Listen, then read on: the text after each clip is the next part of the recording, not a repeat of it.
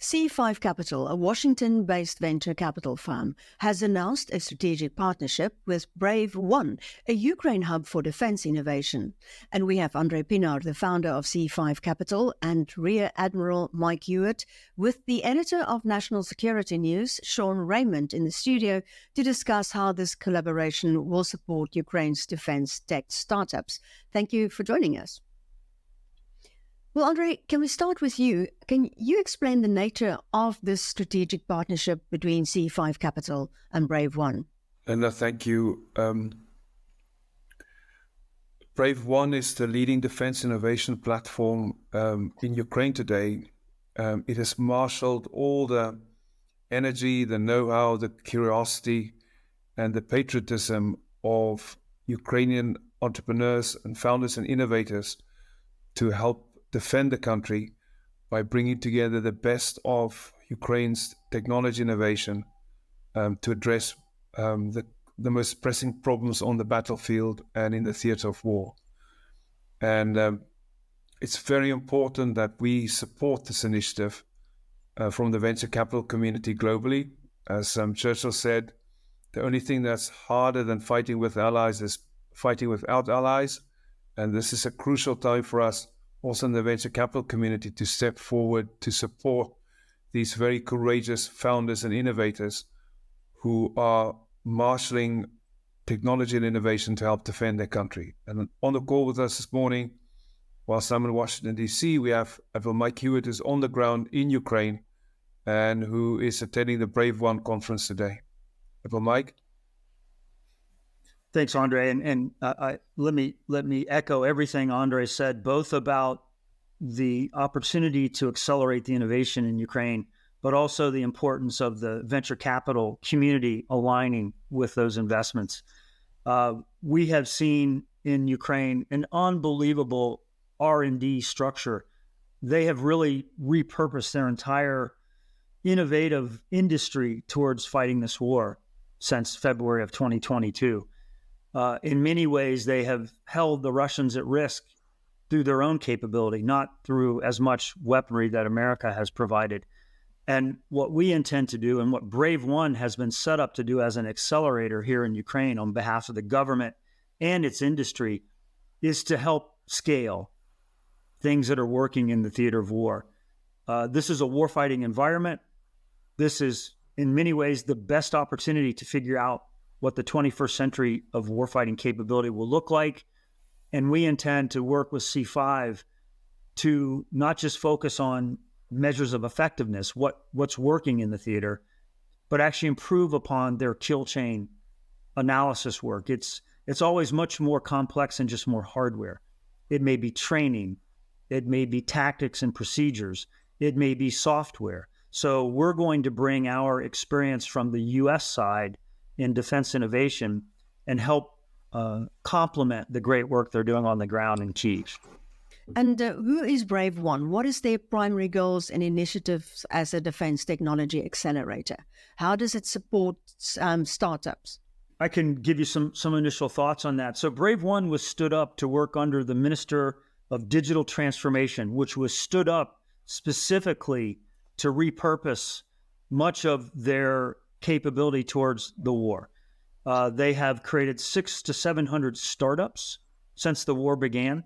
And what they needed was an incubator, an ability to kind of have an eye on the battlefield, a voice with the government, and most importantly, an ability to harvest the great AI and advanced technologies that they are currently working on. So if you wanted to make a comparison to the US, it's things like InQtel that were created to help bring private sector technology to the battlefield. And also things on the DoD side, such as the Defense Innovation Unit.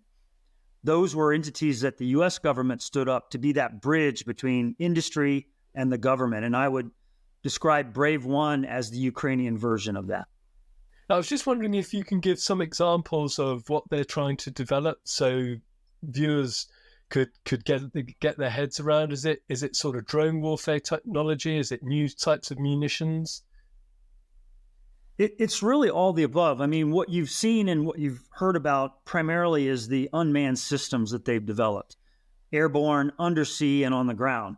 So the drone warfare, or I think as André has discussed, AI warfare, in many respects, is what they have been working on to repurpose and get into the battlefield, and an unbelievable success. And the greatest statement that's been made is that the Ukrainian military, without a navy, defeated the Russian Navy in the Black Sea. Yeah. And they did it asymmetrically using undersea drones and other capability. That's just one example of their focus area. Drones, undersea systems, missile systems that can take out Russian capability. Much of what Russia's been developing are kinetic systems, and what Ukraine has been developing is a way to hold them at risk. And of course, what we really need to be doing now is allowing Ukraine to use the full arsenal of capability that they've been provided, such as Storm Shadow from the UK or ATACMS from America. And so you have kind of this kinetic war, which is almost in a stalemate, but the asymmetric war, or in this case, I would also describe the influence war, is really where the focus is for Ukraine to work asymmetrically against the superior military force that Russia maintains. When you talk about those influence operations, can you give an example of that?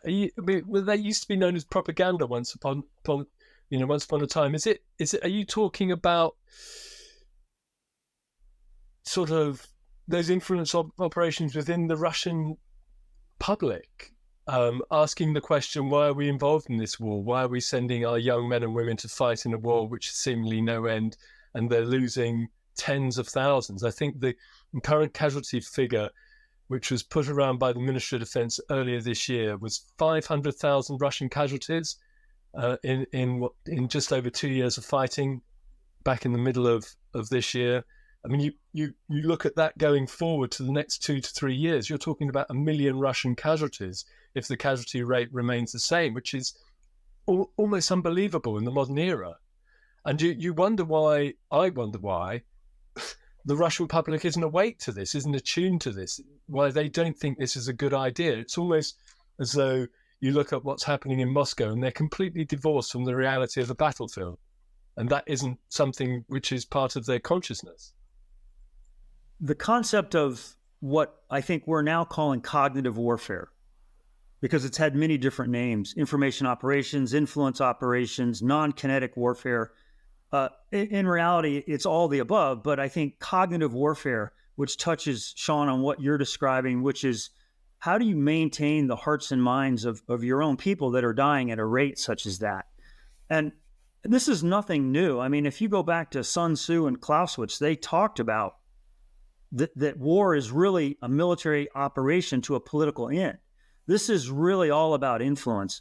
And unfortunately, the Ukrainians are outgunned in this cognitive warfare right now. And so part of our work is to help enable them to have a much better understanding of how to both brand the outcome of this war, influence not just politically, but the civilian side of this war. And really, this is where Putin has, I believe, been superior in this conversation. Everything from the threat of tactical nuclear weapons to this notion that if they use Storm Shadow, that means the UK must have helped them in the use of that weapon. So by proclamation, that means I'm allowed to attack Ukraine with a tactical nuclear weapon because they were supported by a nuclear nation. These are things that Putin is really controlling the public space in right now. And unfortunately, I think it's working because the U.S. seems to be paralyzed about escalation and fear of escalation. And that's, in a nutshell, that's what Putin is doing very effectively on the battlefield right now. And if we don't address those issues, I think it's going to become more and more challenging for us to keep the focus on why Ukraine matters in the West. Are you investing into this fund, into Brave One, or what would the nature of the partnership be? So we're a strategic partner for Brave One going forward and a sponsor for their first investment conference. And we are helping to rally and bring together the venture capital community around Brave One's innovation platform. As Admiral Mike said, this is a war in which innovation is bringing edge to the battlefield. It is a war in which we are first seeing some of the first applications of artificial intelligence, and it's a war in which unmanned vehicles are playing a particularly critical role. And Brave One is really at the center of this defense innovation. If I can use an example from history, during the 1930s, when the Nazis and Mussolini were supporting General Franco in Spain, we saw their first applications of the tactics of blitzkrieg and air power on the battlefield. And if the Allies have studied that much more closely, perhaps to apply some counterfactual history, we would have been better prepared when Hitler started invading countries in Europe later in the 1930s. And I think the same logic applies here. Not only are we supporting our allies to bring effective defense solutions to the battlefield and for the protection of civilians, but we are also learning an enormous amount about what the battlefields of the future might look like. So how would the outcome of the war affect, well, this partnership and Brave One and innovations? Are you banking on the fact that Russia has to be defeated? Yeah, this is part of our victory strategy. We have a global defense fund that has a victory strategy for Ukraine. And we are, as an ally of Ukraine, we are supporting Ukraine for victory. I think that's exactly right. What victory is defined as is really unknown right now. But I think in some ways, we have to continue to support the asymmetric and innovative efforts of Ukraine because it is actually working. And I think there's great investments that we can make to scale, to focus on their defense industrial base. These are long-term issues, not just short-term issues. And then obviously we want to be involved in the research and development and the development of next generation technology. Our allies are also quite interested in this. They would love to have a sneak peek into what Ukraine's doing on the battlefield. And we intend to be that bridge as well. We don't know what victory looks like. And I think that's really up to the political leaders to define what that is. But setting the conditions for a peaceful negotiation is really part of our focus. Only Ukraine gets to decide what victory looks like. And we intend to be fully supportive of their definition of victory. Can I just ask, how much of a challenge is it to get other venture capitalist organizations to invest in a country which is at war and which obviously the outcome of that war is unknown? I think that's where the name comes in, Sean, Brave One. You got to be brave and courageous and intrepid to support Ukraine in this endeavor. And I think the VC firms that are courageous and mission-oriented are stepping forward. I think the conference which starts today, which is the first investment conference hosted by Brave One, has brought together some of the best VC firms in the world who will both be on the ground in Ukraine and attending virtually. And so I think we can count on the venture capital community to step forward. And here in the US, there's a tremendous community of mission-oriented VC firms that I think will be very supportive of what Ukraine wants to do here. And we look forward to building some very exciting and great partnerships for the future. Admiral Mike, can I just ask you what your take is on the ground in Ukraine? I know that you may not have been there long enough. I know that you've been there quite a while, but the sense of how the general public feel about it. Are they weary? Are they exhausted? Are they looking for a solution? Or is it the same as it always was, that they are determined and prepared to continue the sacrifice? I wouldn't have thought there's many families in Ukraine now left who haven't had a son or daughter who isn't fighting at the front, and probably who or they know of people fighting at the front and who know of people who've died fighting as well. I would say that they are unwavering in their determination to regain their sovereignty. They're an incredibly stoic people. And Andre and I have had a chance to meet with many of the ones that are actually leading investments into Ukraine, and they all talk about a family member that's in the fight, or a lost family member, or a family that's been displaced from their home. That just gives them resolve and determination. I think their frustration is why the West doesn't understand the importance of protecting their sovereignty. And I think they are frustrated by the lack of support that they are seeking. I also believe that they have no other choice in their mind. This is their country. This is their future. And whether or not we continue to support them, they are going to continue to fight. And I do believe that they have a very pragmatic view of this. And one of the things that they've said to us is, we can't fix who our neighbors are. We're going to live in a tough neighborhood long after this war's over. So in many ways, while publicly there's this idea of someone raising a white flag on either side, which we don't think is realistic, pragmatically, they want to find a solution that works for their country. And it may not work perfectly for Putin, but obviously both sides have to come away with something that feels as a victory. And that's tough politically. But that's really where I think when you talk to them, they're very pragmatic and very realistic about this. I think for us, let's get the fighting to stop so we can start to negotiate engagements and investments and things that will ultimately, I believe, further isolate Russia and further improve Ukraine's sovereignty on the world stage. I don't really think much about NATO or the EU or those things. I think those are actually issues that may complicate the conversation right now. I think the focus is, let's get the fighting to stop. Let's get to some type of a peace agreement or some long-term stand down of the fighting. Then we can really focus in on investment in Ukraine. And that's why we in C5 want to be positioned to not only help win the war, but accelerate the peace. And that's something that I think the Ukrainian people are committed to, whether or not the West is with them. How worried are they about the change of leadership in the United States at the end of the year? I think they're obviously very cognizant of the election, and President Zelensky traveled to America just a couple of weeks ago. He met with both Vice President Harris.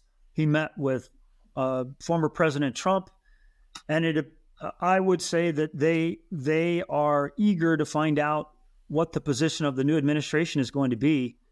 And I think they understand that in either case, this is going to be their number one ally. And so I think they are waiting and looking forward to the new administration's position on Ukraine. Because just going back to what you were saying, what is key to this, I think, and what is key to Ukraine's security is get to the first step, which is agree the peace deal, have a lasting peace. But then, what I suppose part of what Brave One is going to do is to create this military industrial complex for Ukraine, so that it never again it finds itself in a position where it might have to rely so heavily on the West for its own weapons, its own aircraft, tanks, all that sort of thing, where it can develop its own arms infrastructure. Because, as you say, it's going to be in a tough neighborhood. Well, as long as Putin's alive, and if one of his cabal succeeds him when he dies or when he steps down or whatever, the threat is going to be there for a long time. Sean, I think Go ahead, Andre. No, I just want to say, Sean, I think you said that very well. I think you're absolutely right. Brave One is all about making sure that Ukraine is sufficiently equipped to defend the country and that this never happens to the country again. This is about investing and ensuring the sovereignty and the freedom of the country for the future. And, we work as venture capital investors, we work with founders around the world. But the founders we've met in Ukraine really, truly are extraordinary people. To be an innovator and to build a new business and to bring a new product to the market in normal conditions, in a normal country, in a normal situation, where we are privileged to live in the UK and the US, already takes a great deal of courage.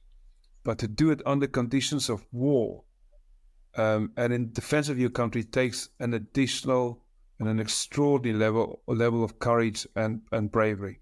And so Admiral Mike and I just really want to pay tribute to these extraordinary founders, men and women, who are building these extraordinary innovative companies to ensure the safety and the freedom of their country for the future. Last word from you, Admiral Mike? No, I think that exactly summarized where we want to be and where we want to go. And I think that in addition to building out their defense industrial base, making sure that they can protect their sovereignty in the future and this is good for the region. Ukraine has proven to be an unbelievable ally in warfighting, and we certainly want them as our ally going forward. And I think that's strategically why this is so important to us as well. Well, Admiral Mike Hewitt, André Pienaar from C5 Capital, Sean Raymond, the editor of National Security News, thank you so much for joining us. Thank you. Thank you.